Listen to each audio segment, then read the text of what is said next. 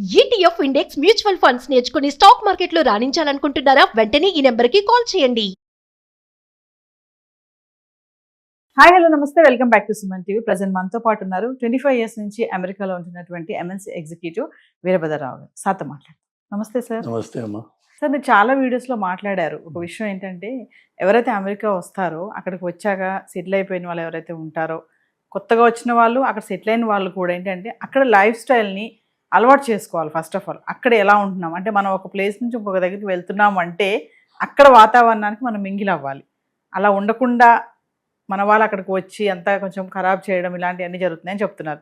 So ఎట్లా sir అక్కడికి వచ్చి ఆ సొసైటీలో మనం మింగిల్ అవ్వాలి అంటే ఏం తెలుసుకోవాలి, ఏం నేర్చుకోవాలి, అసలు ఎలా ఉండాలి అంటే? సో ఇది అమెరికన్ సొసైటీకి మాత్రమే కాదు, ఎక్కడికి మనం వెళ్ళినా.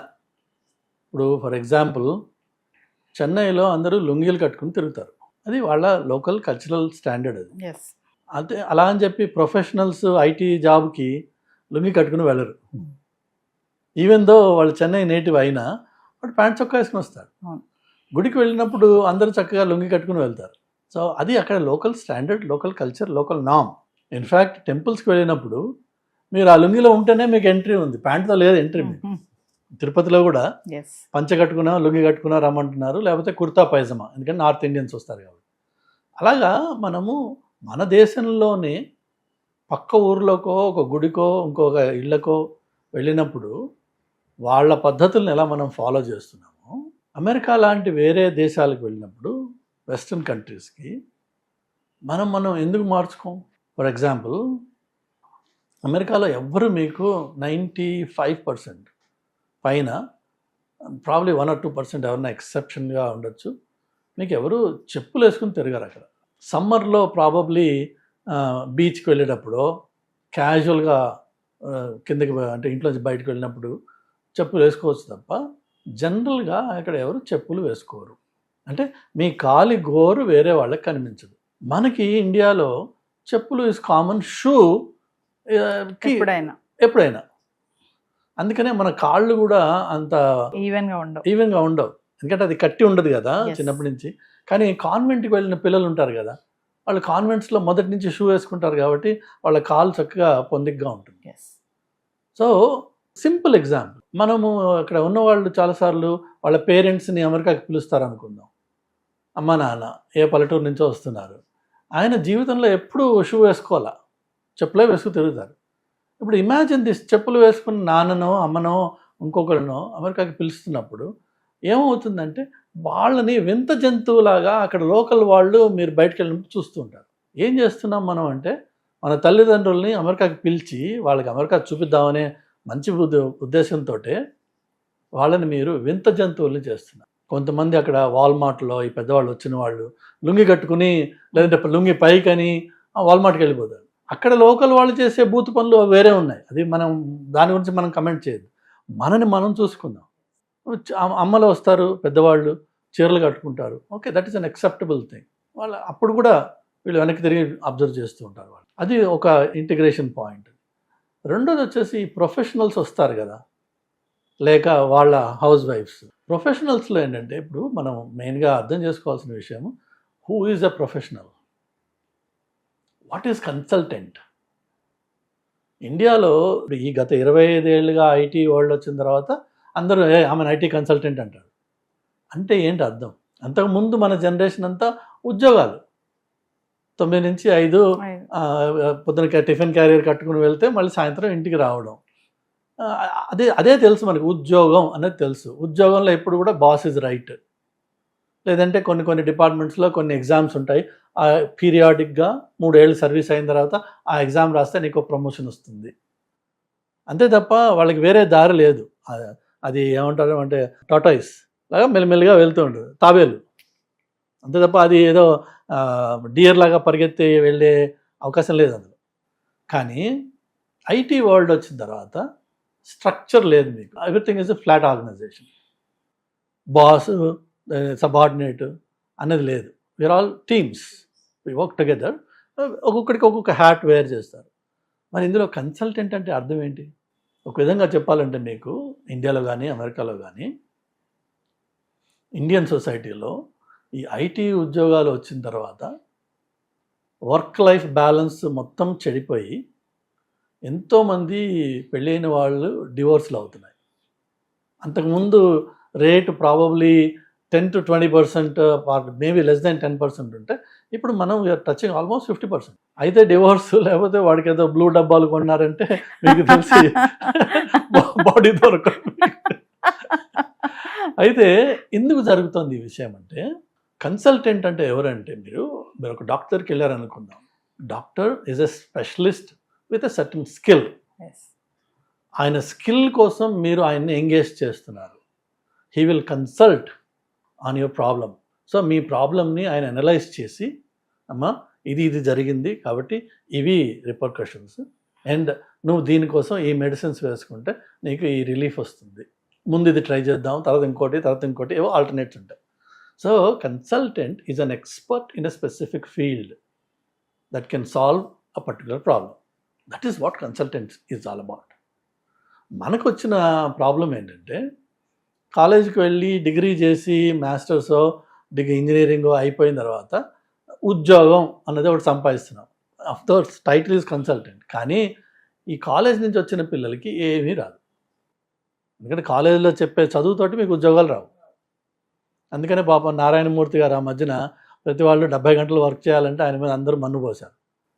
ఎందుకన్నాడంటే ఆయన, నువ్వు 40 గంటలు నీ ఆఫీస్కి, నీ ఎంప్లాయ్మెంట్కి వర్క్ చేసి 40-45, మిగిలిన 30 గంటలు నీ సొంతం మీద నువ్వు ఇన్వెస్ట్ చేయి, ఎందుకంటే నీకేం రాదు కదా. అది ఆ మిగిలిన సబ్ టెక్స్ట్ అంతా తీసేసి ఆయన మీద మన్నుపోసారు. ప్రాబ్లం అక్కడ ఏంటంటే, మనము కన్సల్టెంట్గా ఒక ఎక్స్పర్ట్గా ఒక దగ్గరికి వెళ్ళాల్సిన చోట నాకు ఆ ఎక్స్పర్టీజే లేదు. ఫస్ట్ ఆఫ్ ఆల్ నేను ఎలా కన్సల్టెంట్ అవుతాను? ఒకటి ఎత్తు. ఇంకొకటి ఇంపార్టెంట్ పార్ట్ ఏంటంటే, ఈ కన్సల్టెంట్గా ఉన్నవాడికి వచ్చే తెలివి ఏంటంటే, నన్ను ఎవరన్నా ఒక ప్రాబ్లం ఇచ్చి ఇది ఎలా సాల్వ్ చేస్తాం అంటే దానికి ఎంత ఎఫర్ట్ అవుతుంది, దీనికి సొల్యూషన్ ఏంటి అన్నది ముందు ఒక అవుట్లైన్ వేసుకుంటాం. ఫర్ ఎగ్జాంపుల్, మీ ఇంట్లో వచ్చి పనిచేసే ఒక అమ్మాయి ఉందనుకోండి, 4 ఉన్న ఫ్యామిలీకి మీరు ఒక మెయిడ్ని ఎంగేజ్ చేసినట్టయితే maybe you pay 2000 rupees to her per month. ఆ అమ్మాయికి తెలుసు వీళ్ళ ఇంట్లో 4 ఉంటారు కాబట్టి నేను ఆ ఇంటికి వెళ్తే ఒక గంట పని ఉంటుంది నాకు, నా గంట పనికి నాకు నెలకి 2000 వస్తున్నాయి. ఇలాంటి 5 ఇళ్ళు చేసుకుంటే నాకు 10,000 వస్తాయి. ఇప్పుడు మార్కెట్లో ఇంకా అంతకంటే ఎక్కువ సంపాదిస్తున్నారు, కానీ జస్ట్ అన్ ఎగ్జాంపుల్. అదే మీ ఇంటికి ఏదైనా ఒక ఫంక్షన్ ఉండి ఒక 5 చుట్టాలు వచ్చారనుకోండి, ఇమ్మీడియట్గా అమ్మాయి చెప్తుంది, అమ్మా మామూలుగా మీరు 4 ఉండేవాళ్ళు ఉన్నట్టు నా వర్క్ డబుల్ అయింది, ఇప్పుడు గంట కాదు 2 గంటలో 2.5 గంటలో పడుతుంది, ఈ వారానికి నువ్వు నాకు ఎక్స్ట్రా ఇవ్వాలి. దాన్ని ఎస్టిమేషన్ అంటారు.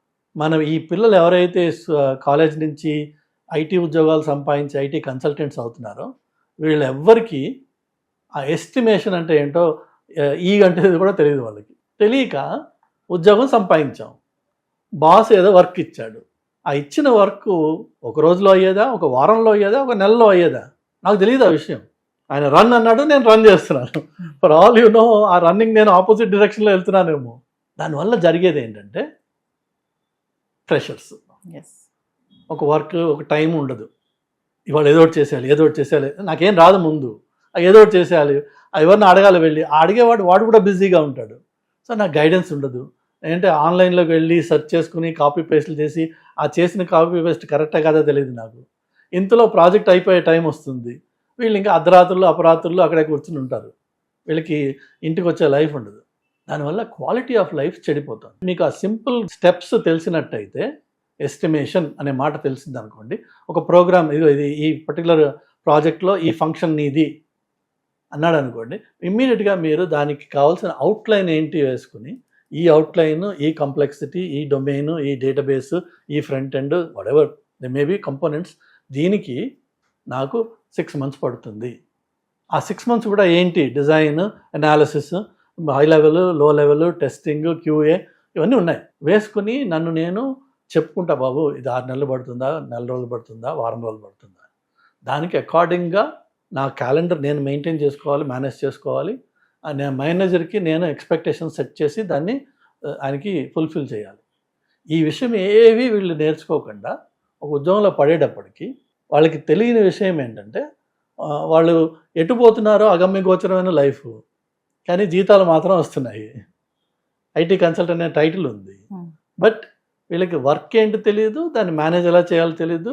ఆన్ టాప్ ఆఫ్ ఇట్ మన ఇండియన్ సొసైటీలో కొంత టాప్ డౌన్ హైరార్కికల్ ప్రెషర్స్ ఉంటాయి. Manager is right. చాలాసార్లు నేను చూశాను, your day ends when your target ends అంటారు. అంటే నువ్వు ఇది చేసిన తర్వాత ఇంటికి వెళ్ళు, అది రేపు పొద్దున్న 5 అవుతుందా, ఇవాళ రాత్రి 12 అవుతుందా, ఇవాళ సాయంత్రం 5 అవుతుందా, వీళ్ళకి తెలియదు. సో ఆ self management, learning the basics of your job, of what is expected of you, అది తెలియనప్పుడు ఇండియా అయినా అమెరికా అయినా క్వాలిటీ ఆఫ్ లైఫ్ ఉండదు.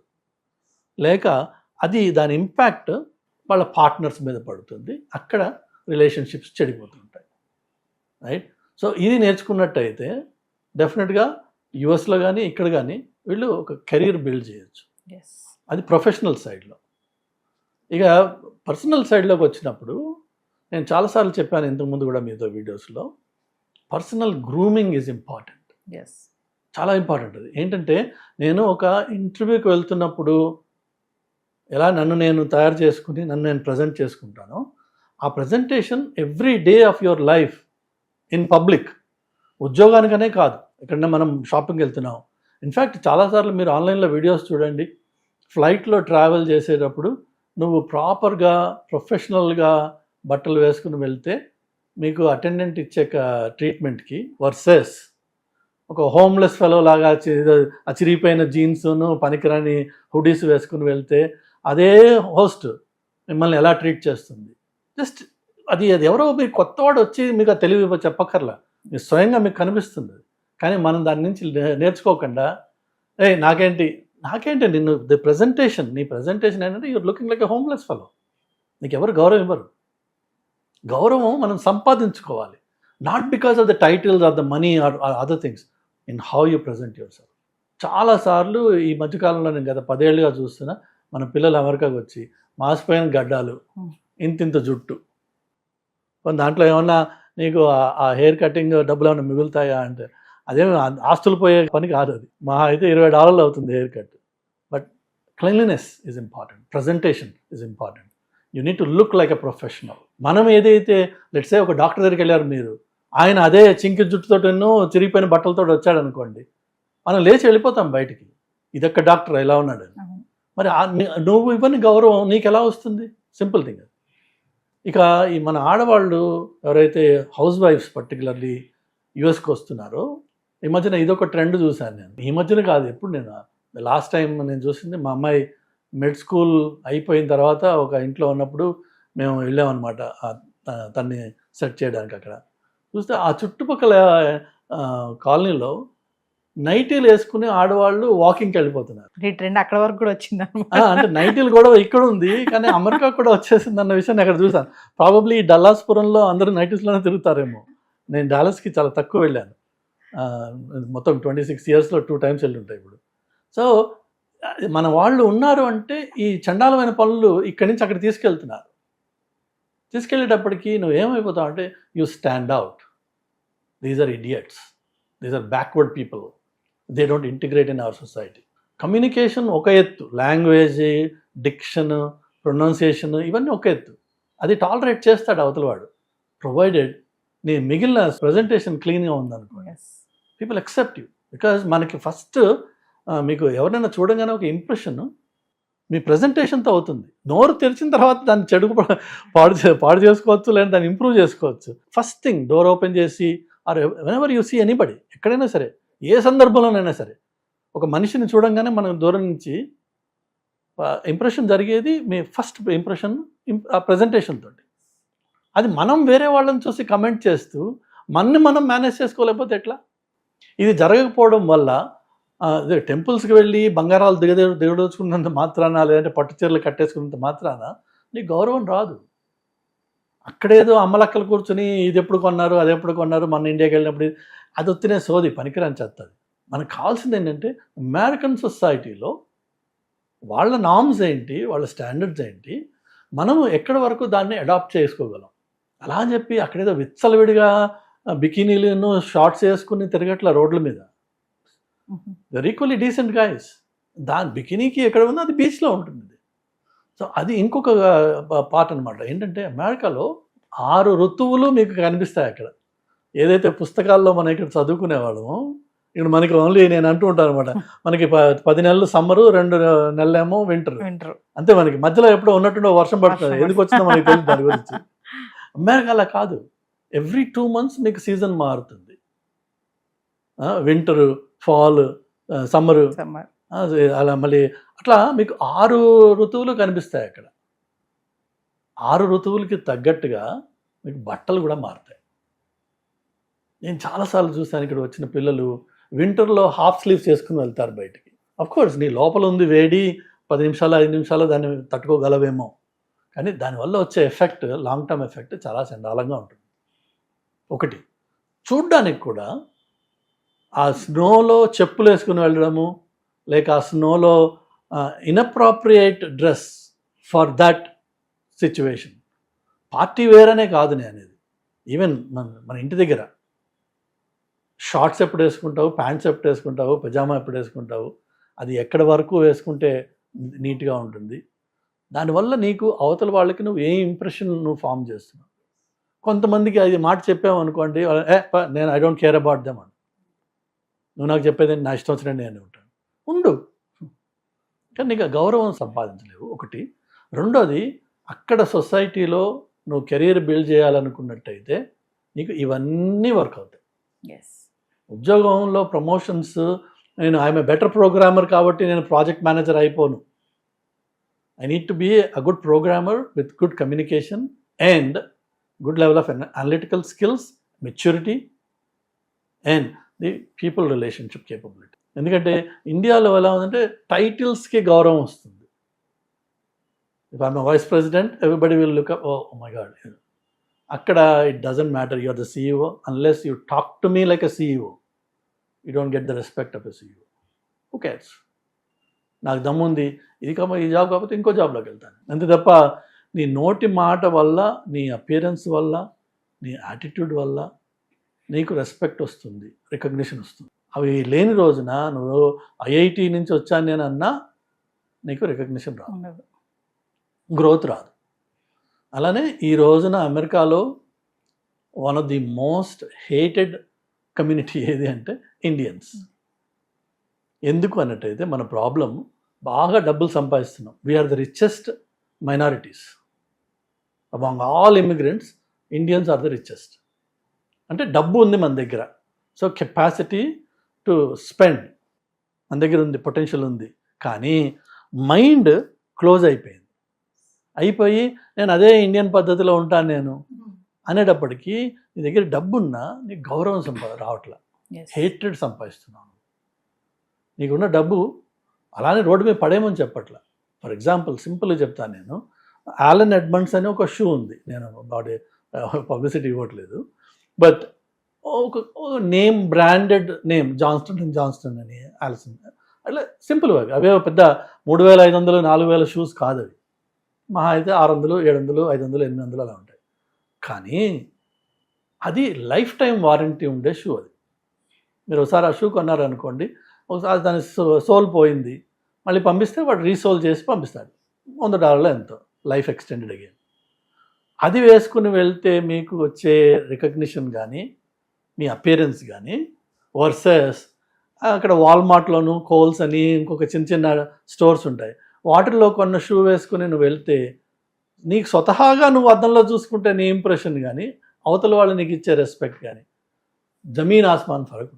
సో ఇవన్నీ opportunities to learn, observe others and learn from them. అలా అని చెప్పి నువ్వు $1000 పెట్టి షూ కొనాల్సిన అవసరం లేదు. ద సేమ్ థింగ్ మీకు ఏదో దీంట్లో అవుట్లెట్ స్టోర్స్ అని ఉంటాయి, $800 షూ ప్రాబ్లీ 600కో 400కో దొరుకుతుంది, అది కొను. $40కి చూడు. ఎందుకు చెప్తున్నానంటే ఫైనల్గా కంక్లూజన్లో, అమెరికాలో చాలామంది హిస్పానిక్ పిల్లలు అన్ఎడ్యుకేటెడ్, వాడికి స్పానిష్ తప్ప వేరే ఏ భాష రాదు, రూపాయలు లెక్క పెట్టడం కూడా రాదు చాలామందికి. వాళ్ళు చాలామంది అలవాటు ఏంటంటే నోట్లు కట్టిన ఇట్లా రౌండ్గా తిప్పుతారు, రౌండ్గా ఉంటే దానికి రబ్బర్ బ్యాండ్ వేసి ఉంటుంది, అంతే, వాడు అదే జేబులో పెట్టి తిరుగుతాడు. వాళ్ళ క్రెడిట్ కార్డ్స్ ఉండవు వాళ్ళకి, ఇక్కడ ఇల్లీగల్స్. వాళ్ళు ఒక డిపార్ట్మెంటల్ స్టోర్కి వెళ్తే క్లియరెన్స్ అని పనికిరాని చెత్త వైపు వెళ్ళరు వాళ్ళు. అసలు ఏది డే లేబర్ నేను చెప్పేది, వాళ్ళు అటు వెళ్ళరు. వాడు నైకీ బ్రాండ్ న్యూ ఎక్కడ ఉందని చెప్పి వెళ్తాడు ఆ డిపార్ట్మెంట్కి, లేదంటే అడిడా ఆ డిపార్ట్మెంట్కి వెళ్తాడు వాడు. బ్రాండ్ న్యూ అన్నీ తీసుకొచ్చి కౌంటర్ ముందు పెడతాడు. పెట్టి ఈ కట్ట తీసి ఆమెకి ఇస్తాడు క్యాషియర్కి, నువ్వే లెక్క పెట్టుకో, ఇది ఎంత అయింది నువ్వే తీసుకో, ఆ మిగిలిన నాకు ఇచ్చా. అదే స్టోర్లో పక్క కౌంటర్లో ఇండియన్ ఫ్యామిలీతో పాటు వెళ్ళి $5, $3, $10కి క్లియరెన్స్లో ఉండే వస్తువు తీసుకుని వచ్చి వీడు గర్వంగా కౌంటర్లో నిలబడి వాడిని తక్కువ చూపు చూస్తుంటాడు. సిగ్గుచేటు. We need to learn, we need to grow. అది అసలు. Thank you sir.